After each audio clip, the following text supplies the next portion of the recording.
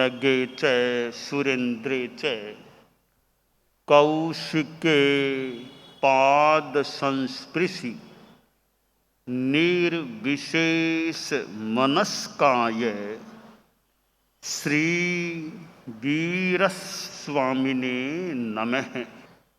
आर्हत वाङ्मय में कहा गया है, सल्लम कामा विषम कामा कामा आशी विशोवमा कामे पथ्ये माणा अकामा जंति दुग्गई। हमारी इस दुनिया में भौतिकता भी है तो आध्यात्मिकता भी है। एक मेटेरियलिज्म भौतिकवाद है, एक स्पिरिचुअलिज्म आध्यात्मिकवाद है। आदमी पदार्थों के प्रति आकृष्ट हो जाता है, भौतिकता के प्रति उसका आकर्षण हो जाता है और वह भौतिकता को इतना ज़्यादा महत्व देता है कि आध्यात्मिकता तो मानो कहीं दब जाती है या बहुत कम रह जाती है। पदार्थों के प्रति इच्छाएं उभर जाती हैं कि वो चीज चाहिए, वो चाहिए। चाहिए इसके दो अर्थ हो जाते हैं। एक तो जीवन में आवश्यकता है इसलिए पदार्थ चाहिए। दूसरी बात है कि आवश्यकता तो ज़्यादा नहीं है पर चाहिए, चाह है और चाहिए और चाहिए। यहाँ विवेचन का विषय बनता है कि आवश्यकता कितनी है और इच्छा कितनी है। नीड और वांट, जरूरत कितनी है और केवल लालसा, आकांक्षा, इच्छा वह कितनी है। जैन धर्म में श्रावक के 12 व्रत बताए गए हैं। उन 12 व्रतों में 5वां व्रत इच्छा परिमाण है। 7वां व्रत भोगोपभोग परिमाण है कि इच्छा परिमाण, इच्छाओं का परिसीमन करो। और जो कुछ पदार्थ घर में अपने पास कहीं है भी तो व्यक्तिगत रूप में पदार्थों के उपभोग की, भोगोपभोग की सीमा करो। इच्छा हमारे भीतर उभरती है। इच्छा 2 प्रकार की हो जाती है, एक सदिच्छा, एक दुरिच्छा। दुरिच्छा, सदिच्छा बहुत अच्छी कामना, अच्छी इच्छा। दुरिच्छा जो बुरी इच्छा के रूप में हो जाती है। हमारी इच्छा होती है हम आध्यात्मिक विकास करें। आप गृहस्थ लोग इच्छा करें कि मैं धर्म के पथ पर चलूं, मैं तपस्या करूं, मैं चारित्रात्माओं की सेवा उपासना करूं, मैं तत्वज्ञान का विकास करूं, मैं कभी 12 व्रती बनूं, मैं कभी साधु बनूं। ये इच्छाएं हैं वे सदिच्छा की कोटि में आ जाती हैं। और भौतिक इच्छाएं हैं। आदमी के मन में पद की लालसा जाग जाती है कि मैं बड़े पद पर आऊं। तो ठीक है, पद पर आना बहुत बुरी बात यूं नहीं भी है। तो पद पर क्यों आना चाहते हो? पद पर आने के पीछे लक्ष्य क्या है? एक तो यह लक्ष्य है कि मैं पद पर आकर सेवा करूं, सेवा दूं। सेवा की भावना के आधार पर पद पर आना चाहते हैं, या मात्र एक बड़प्पन पाने के लिए, नाम कमाने के लिए पोस्ट लेना चाहते हैं? तो दोनों में अंतर है। सेवा भावना से पद पर आने की कामना है, वह इतनी कोई खराब चीज नहीं है। पर पद पर आने की अर्हता नहीं है, पात्रता नहीं है, सेवा की ज्यादा भावना नहीं है। बस प्रेस्टीज कमाने के लिए, प्रतिष्ठा पाने के लिए पद पर आने की इच्छा है। तो वह गलत अवांछनीय चीज हो जाती है। तो पद कोई बुरा नहीं होता है, पद पर आना भी बुरा नहीं होता है। पर पद पर आना चाहते हो, तुम्हारा कद कितना है, विकास का कद तुम्हारा कितना है, कुछ योग्यता प्राप्त की है या नहीं, कार्य करने की क्षमता है या नहीं। क्या अध्यक्ष बनना चाहता हूं? नहीं, अध्यक्ष बनना चाहते हो तो तुम्हारे में शिक्षा कितनी है, कार्य करने की क्षमता कितनी है, साथ में लेकर चलने की क्षमता कितनी है, और भी कितनी क्या शक्ति है। तो उनको पहले तोलना अपेक्षित है कि वो स्थितियां नहीं है तो पद पर आने से क्या लाभ होगा। तो आदमी कामना, इच्छा सदिच्छा के रूप में करे, वह तो ठीक भी हो सकती है।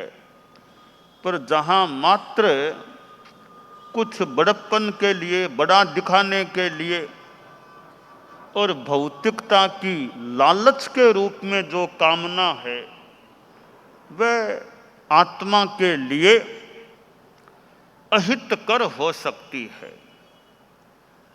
पद पर आना चाहते हो, दूसरों पर हुकूमत चलाना चाहते हो, दूसरों पर अनुशासन करना चाहते हो, तो यह बताओ तुम दूसरों के अनुशासन में रहे या नहीं, तुम दूसरों के आज्ञाकारी रहे या नहीं, तुम दूसरों के अंडर में काम कर सकते हो या नहीं। कहा मैं तो दूसरों के अंडर में नहीं रह सकता, न आज तक यूं अच्छी तरह रहा। तो तुम दूसरों के अंडर में रहकर काम नहीं कर सकते तो दूसरे तुम्हारे अंडर में रहकर काम क्यों करेंगे? फिर तुम खुद शिष्य नहीं रह सकते तो दूसरे तुम्हारे शिष्य क्यों बनेंगे? फिर तो पद पर आना बुरी बात नहीं होती है, पर पद पर आने की योग्यता और सेवा की भावना वो अच्छी है या नहीं। तो भौतिकता के संदर्भ में आदमी इच्छाओं का परिसीमन करे, संतोष धारण करने का प्रयास करे। जिसके मन में संतोष है वह आदमी बड़ा सुखी होता है। एक संस्कृत में श्लोक है, असंतोष परामूढ़ः संतोषम यान्ति पंडितः असंतोषस्य नास्त्यन्तः संतोषः परमम सुखम। जो मूढ़ आदमी होते हैं, मोहग्रस्त होते हैं, वे असंतोष वाले होते हैं। उनको कितना भी मिल जाए तो और चाहिए, वो असंतोष बना रहता है। जो पंडित हैं, ज्ञानी हैं, प्रज्ञावान हैं, वे संतोष को धारण करते हैं। असंतोष का कहा गया कि अंत नहीं, आगे से आगे असंतोष असंतोष इच्छाएं बढ़ती रह सकती हैं। तो निष्कर्ष की भाषा में संतोषः परमम सुखम, संतोष परम सुख है। जो मिल गया उसमें संतोष। हमारे संत लोग जो होते हैं, साधु सन्यासी, कि संतोष भिक्षा में जो मिल गया उसमें संतोष, रहने को जो मकान मिला उसमें संतोष। तो जितना संतोष का जीवन होता है, इस संदर्भ में आदमी सुखी रह सकता है। इच्छाएं ज़्यादा पाल लेता है भौतिकता की, सारी इच्छाएं पूरी होती नहीं हैं, तो फिर आदमी दुखी बन जाता है। कभी गुस्सा आता है कि मुझे नहीं मिला, मुझे नहीं मिला। इसलिए ये इच्छा परिमाण और अच्छी इच्छाएं हैं आध्यात्मिक विकास की, ज्ञान के विकास की। वे इच्छाएं तो भले बढ़ें, परंतु भौतिक इच्छाओं का परिसीमन करने का प्रयास करना चाहिए। एक संस्कृत में और श्लोक है, साथ में कहानी भी है या बात भी है। सर्वत्र संपदस्तस्य संतुष्टम यस्य मानसम उपानद गूढ़पादस्य सर्वाचर्मा वृतैव भुः। एक राजा था। राजा नंगे पांव टहल रहा था, घूम रहा था। एक तीखा कांटा राजा के पैर में चुभ गया। राजा के काफी दर्द हुआ, कराह उठा, अरे इतना दर्द दर्द। मरहम पट्टी जो भी दवाई की व्यवस्था कर दी गई, कांटा निकाल दिया गया। शाम को मंत्री राजा के पास आया, बात चल रही थी। तो राजा ने कहा, मंत्री जी आज मेरे कांटा चुभ गया, मैं इच्छा से नंगे पांव घूम रहा था तो कांटा चुभ गया। तो हमारे राज्य में कितने लोग गरीब होंगे जो नंगे पांव चलते होंगे, तो उनके भी तो कांटे चुभते होंगे। तो एक काम करो, राज्य की सारी जमीन है, गलियों में, मैदानों में, सब जगह चमड़ा लगा दो, चमड़ा चमड़ा मंडवा दो, ताकि किसी भी नागरिक के कांटा न चुभे। यानी राजा की एक दयालुता की वो भावना थी कि मेरे तकलीफ हो गई तो औरों के भी तकलीफ होती होगी कांटा चुभने से। तो पूरी धरती पर जो हमारे राज्य की जमीन है, चमड़ा मंडवा दिया जाए तो किसी के कांटा न चुभे। राजा ने अपनी बात बता दी। मंत्री के बात जची नहीं, बिल्कुल नहीं जची, पर सोचा कि राजा ने कहा है तो तत्काल बात को काटूंगा तो राजा को बुरा लग सकता है। तो मंत्री बोला, महाराज जो आदेश, जो आपका आदेश वही करना है। हाँ मंत्री, जल्दी ध्यान दे लो, 1 सप्ताह के भीतर भीतर काम शुरू हो जाना चाहिए और 1 महीने में सारी धरती पर चमड़ा मंडा दिया जाना चाहिए, जो आपका आदेश। राजा ने बात कह दी, मंत्री ने ऊपरी मन से स्वीकार भी कर ली। अगले रोज फिर मंत्री आया शाम को, तो देखा राजा प्रसन्न मुद्रा में है, तो बोला महाराज आपका आदेश जो कल मिला है कि राज्य की सारी धरती पर चमड़ा मंडवाना है, तो बाद में या तो दूसरे राज्यों से अनाज मंगवाना पड़ेगा या सब नागरिकों को संथारा करवा दें, किसी को खाना ही नहीं पड़े। क्यों महाराज? और तो क्या होगा, सारी धरती पर चमड़ा जब मंडवा दिया जाएगा फिर खेती कैसे होगी, अनाज कैसे पैदा होगा? अनाज राज्य में पैदा नहीं होगा तो या तो बाहर से अनाज मंगवाना पड़ेगा या सारे नागरिकों को वो जैन धर्म वाला संथारा करवा देंगे ताकि अनाज की जरूरत ही नहीं पड़े। तब राजा का दिमाग ठनका, बोला मंत्री ये बात तो ठीक है, चमड़ा मंडवा देंगे सारी धरती पर, फिर तो अनाज कैसे होगा? राजा के पास मंत्री बुद्धिमान होना चाहिए। मंत्री बुद्धिमान होता है तो राज्य संचालन में थोड़ी सुविधा अच्छी रह सकती है। तो राजा बोला भी बात तो ठीक है, क्या करना चाहिए कि जनता के कांटा न चुभे?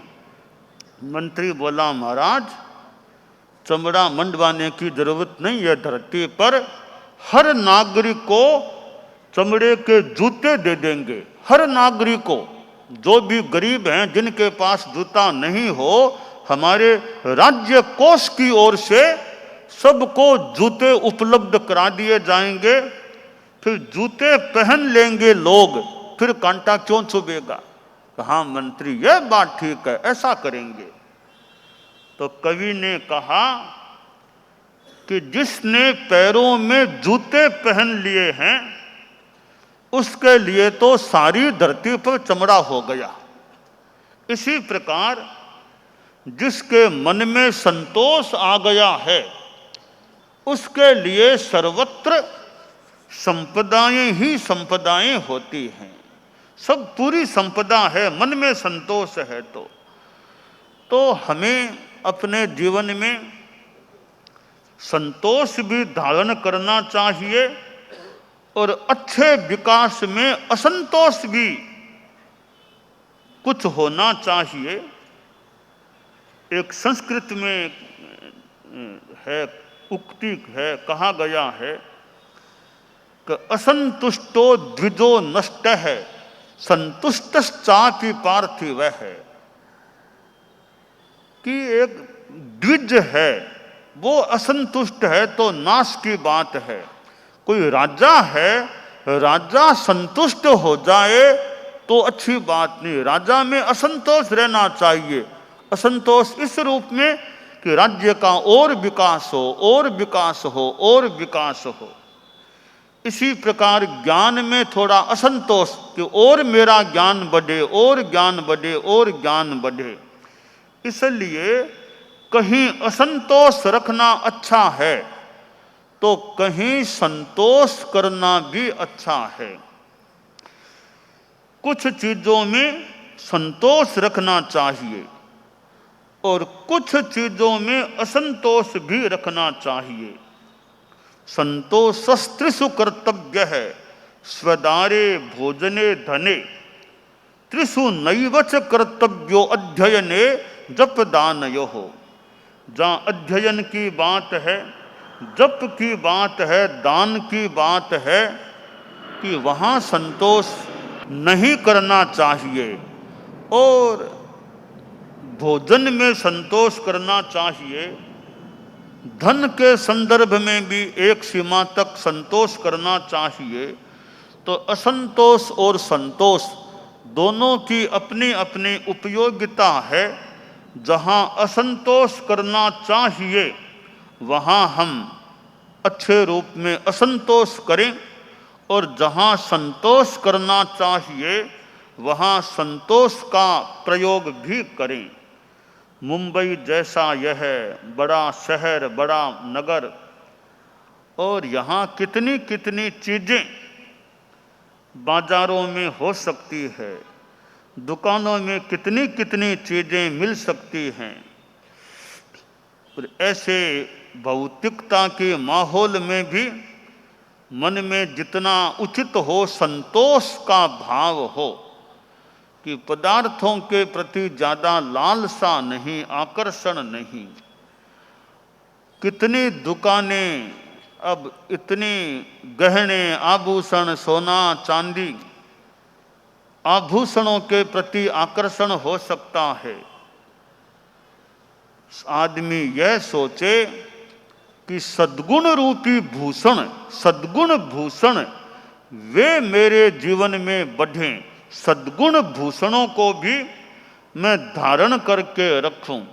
तो आभूषण बाह्य शोभा बढ़ाने वाले हो सकते हैं, तो सद्गुण भूषण ये हमारी आंतरिक शोभा को, जीवन की, व्यवहार की शोभा को बढ़ाने वाले हो सकते हैं।